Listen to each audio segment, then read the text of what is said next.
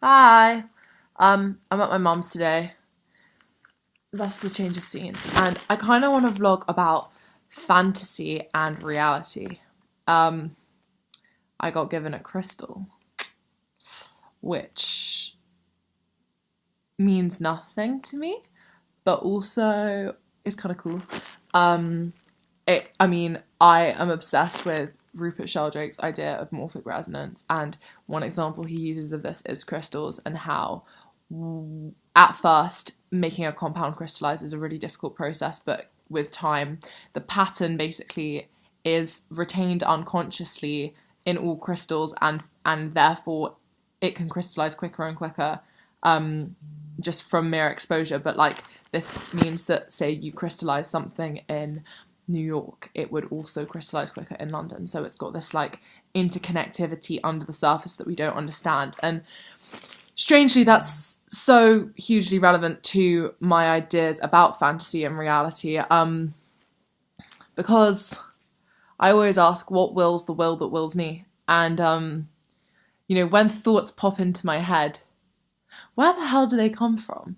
Like, why do they just randomly pop up at certain moments in time? And why is it that sometimes they'll pop up and then that person will message me straight after? And I just wonder, you know, if we know that crystals are connected in a sense, essence of being able to sort of somehow telecommunicate without directly talking to each other or having any form of connection, just based on their morphic fields, to what extent does this apply with us? And I started watching Alice in Wonderland last night, and it's funny, as she falls through the crack of the earth, she says at the same time something along the lines of, and I've fallen through the surface of the earth and I've come out the other side topsy-turvy. And I've been thinking a lot about topsy-turvy and black and white, and how there's no lightness without dark. There's no good without bad. These dichotomies of life, that I just contemplate. And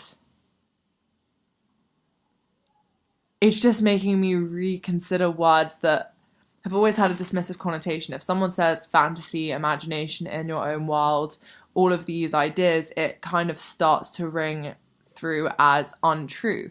And maybe it is untrue, but maybe truth and untruth are two sides of the same coin.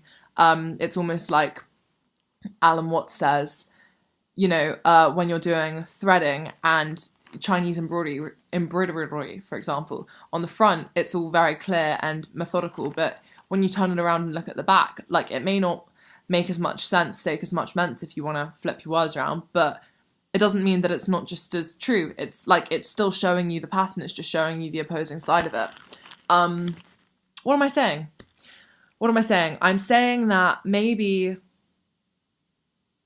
if we began to take our fantasies and our ideas and our dark thoughts, as well as our light ones, and our dreams a bit more seriously, we would be able to understand more about this human unconscious field in which perhaps we all live. We know about everywhere, and we know about somewhere because these are places that we can see. So I'm somewhere right now, aren't I? I'm in a bedroom. But when I close my eyes at night and I'm dreaming, I go nowhere. I stay in somewhere. I haven't gone anywhere, and yet I'm in another world, and it's a world that I seem to know, and it's a world that I seem to resonate with. So why and where am I? In those moments, it's all in my head. Yeah, true. It's all in my head. It's all in my head. It's all in my head. Yes. But where does my head go? And can your head go there too? And can we meet that? Is it a place that maybe our bodies can't access? Every body lives on planet Earth. But what about nobody?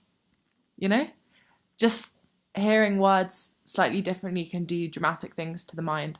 And so I'm just playing topsy-turvy with you and with myself. And it begins to redefine what we call doing something. Because, yes, it's important to do something, but maybe it's also important to start doing a bit more nothing.